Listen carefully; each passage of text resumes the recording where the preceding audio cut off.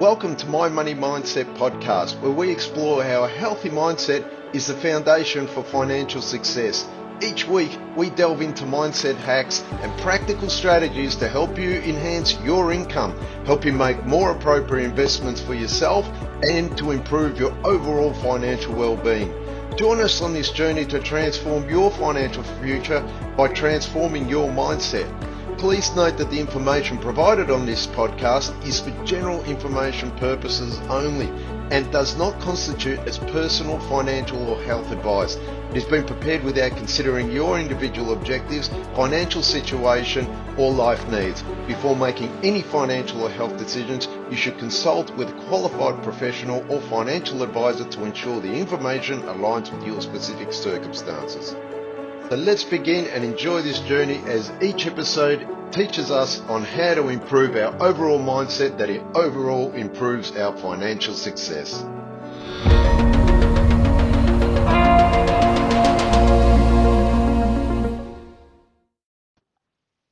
This episode is about divorces and separation. It's something that I suppose we all don't really want to think about, but unfortunately occurs in life for a lot of reasons, and there's so many reasons it's occurred, but the episode would be too long if I had to go through them all. So by the end of this episode, I hope to enlighten a few people that it may be able to help with who are currently going through any divorce or separation with a partner, splitting up of assets and liabilities, and doing the whole going to court or solicitors and mitigation and stuff like that. So it can get very complicated, but I suppose what we'll try to do in this episode is cram everything in a point that hopefully will put you on the right mindfulness of going through a divorce or settlement, and especially when it is affecting your livelihood and finances to that.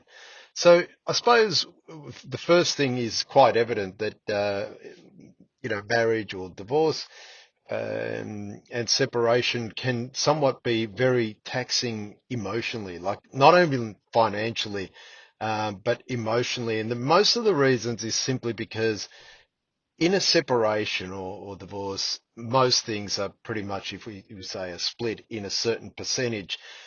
Sometimes it can be fair, sometimes it can be very unfair for either party or both parties, or any party that may obviously take more or take less.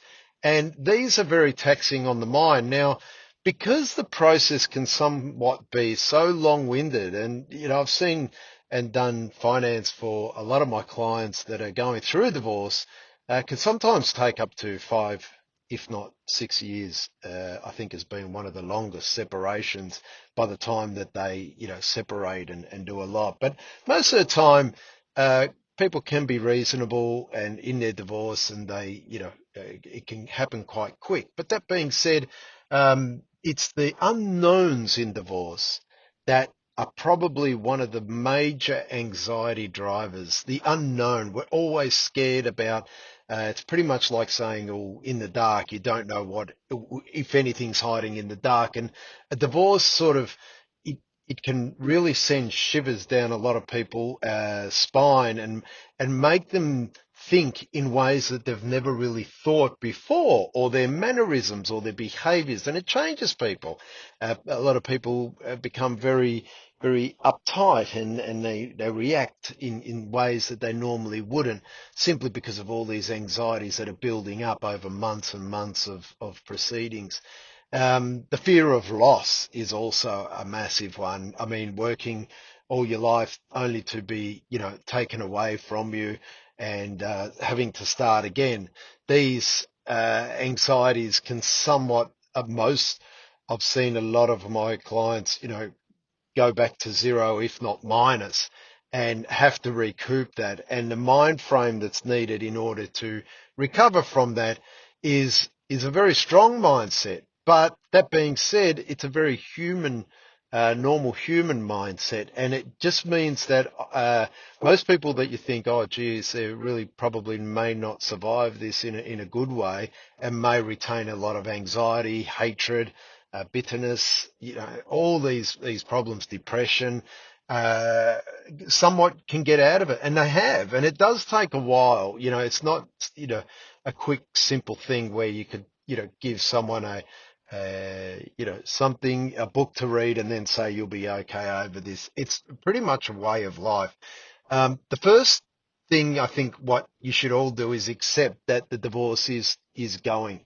To place out any negative things, and a lot of people say, well, Mark, that's quite impossible because going through a divorce is only negative. I mean, quite often there may be little wins or things like that, but most of the time there is somewhat a lot of losses, a lot of bitterness. And this is what orientates or disorientates our true mind or true behavior of who we really are. So, the first thing is to sort of place the divorce into a spot of realism and know that it is actually happening.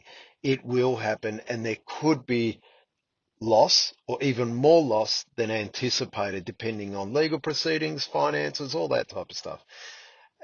Accepting that it will be a divorce heading your way, and then there is a separation is probably the realism of life. And most of us, if anything, when we're confronted with something so large and detrimental to our mental health, want to be able to step up to the plate and say, look, we're going to take this on.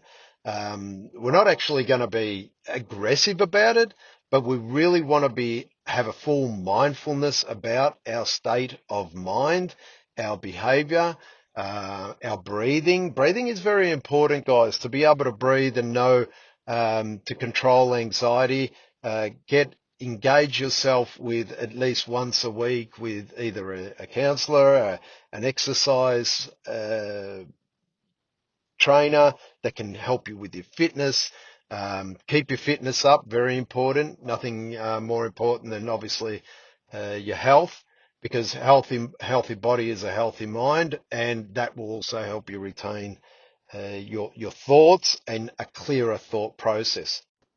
So, in other words, confronting the knowledge that you are going to have a divorce or a separation, it is real, and you are going to do everything in your path along with your health and fitness to keep a mental stability about every decision you make day in, day out whilst you are going through what you're going through. And that being said, health is probably the number one thing that you really, really have to be mindful of. Without a healthy body and mind, your decisions will be affected. And you may think it's not. And a lot of the time we have fuzzy brain and we're not thinking right and we're short of breath. We don't have enough oxygen flowing through our blood. We really need to be in not tip-top condition, but as good a health as what you possibly can be. We don't overeat. We don't overdrink or smoke. I'm not saying don't have these simple pleasures in life, but what I am saying is have a true understanding about how you are physically feeling, as in health, because that is number one. Then with your health, a healthy mind will create healthy decisions. Healthy decisions will create a healthy lifestyle. That lifestyle, as in healthy, will lead to healthy finances. A healthy finance will be able to enable you to reflect with a healthy appreciation of yourself. So true and so overlooked.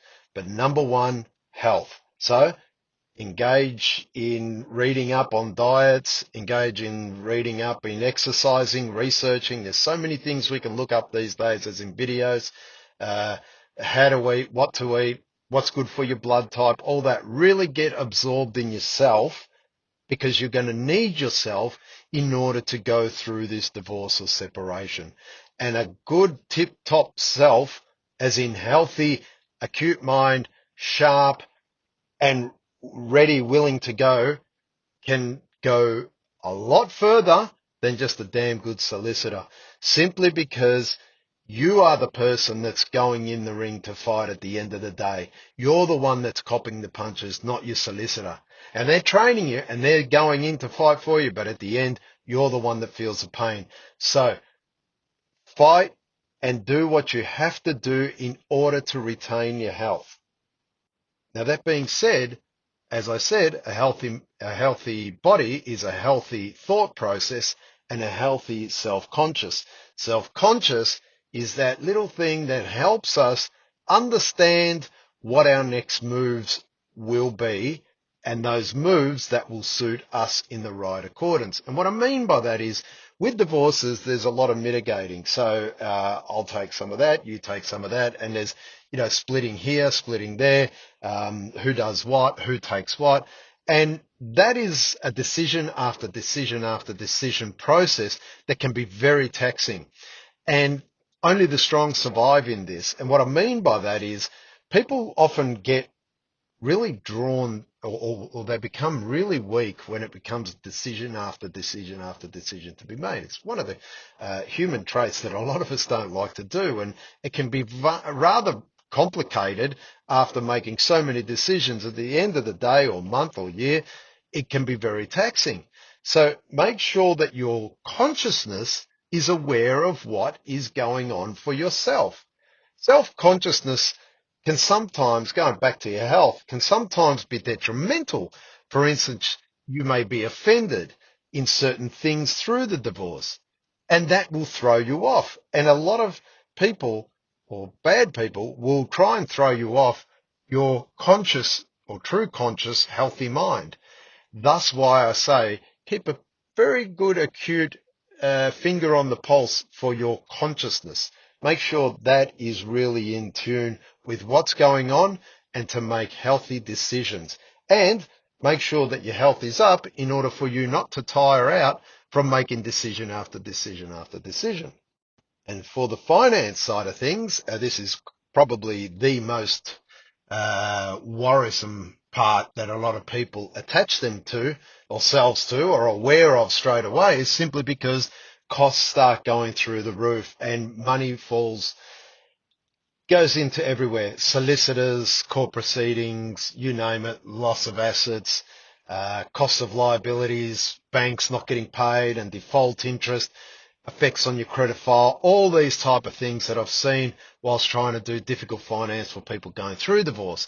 And most of the time I find that if it is the finances that are distracting people, so it's so hard for anyone in this world who takes so long to say something and not be focused on the accumulation of all this that they've saved for in their life to be lost or forever or, even half lost. It's very, very hard to deal with. But it all goes back to attaining a frame of mind that has self-appreciation of your own doing, of your own accumulation. But you accumulated it once, you can probably accumulate it better again. Most of the time, a divorce will happen simply because most couples are unhappy. And think about it. The more unhappy that you are, the more that it will affect your finances. Even when you are married, if you're not in a happy marriage, most of the time you're spending money to make yourself happy. So that's really not doing wonders for you. Once this divorce or separation goes through and it's all completed and stamped and you're on your own and you're free and you're off and running, this is probably the best time to hit the ground running as far as accumulating and getting back on track. So make sure whilst all these divorce and separations are going on, speak to a coach, a life coach, a counselor to get you back on track and start retaining a focus upon how you're going to deal with getting back on track and worshipping yourself for once, not the marriage. Not you're giving all this time to the marriage and the separation. Start spending it on yourself, the time that is needed for you to recoup and retain a focus upon regrowing. It's like a bushfire going through the bush and burning everything to a crisp. And months later, you start to see little green shrubs shrouding back up. And this is our mind, pretty much like that, because a divorce can go through your mind and blacken everything. But eventually things will grow back. You will grow back. But don't allow your memory, like I often say, allow the tail to wag the dog or the wake of a ship to drive where you're going. It doesn't work that way. Just focus on yourself every day. Make sure you keep a healthy diet, a healthy mind, exercise, and if it means that you've got to see a life coach or a counselor or a relationship coach, anything to deal with those mental aspects, and make sure that you're recouping of life and getting back into it as a single person is going to be better off. Don't just do rebounds, as they say, and any port in the storm, because you are the one that's going to make yourself happy, not someone else. Because we always try and resubstitute that happiness that we may be leaving through a marriage with someone else. Probably that may help. I'm not too sure. But what I do know does help is making sure that your life and your mind frame, consciousness and health are all back on track and in tip-top shape. Most important, especially going through a divorce. With those three things in mind, obviously health, consciousness or self-consciousness, and finance. They're three pillars that will, if you grow them and you learn to really look after them, then you will find that the three pillars of total overall self-being will hold you up enough for you to get through this divorce. And it's never going to be easy. Of course it's not. But it will come out better in the end for yourself if you begin to respect yourself both mentally and physically and financially. Always remember that it's not finance driving you. You are driving the finance. And just because you could be losing a lot of your money doesn't necessarily mean it's going to be detrimental to your future financial self when you are on your own. Because it's only you that's going to be able to accumulate again and not carry negative emotions to affect your bank balance. If anything, you probably rise beyond it because you have nothing else to hold you back anymore. Because if you truly believe that this separation is going to end, and you know it's going to end, the divorce is it's going to be all over and you will be on your own, it means that you've got to love the one thing that is still standing, and that's you. That is accumulating your finances. It is and keeping your health. You've only got one life. I keep saying it. You've only got one life. Respect it. Worship it. Make sure that's going well. And it's easy for me to say, look, this is one episode. It's, literally 15 minutes of hoping that you do improve. But remember that if you do need help, reach out to the professionals that are able to help you get through this. But make sure all throughout this, that you are the pinnacle part of your health in your life. The professionals will help, but you are the one that's going to carry yourself through it, and make sure that you do see professional help if you ever need it.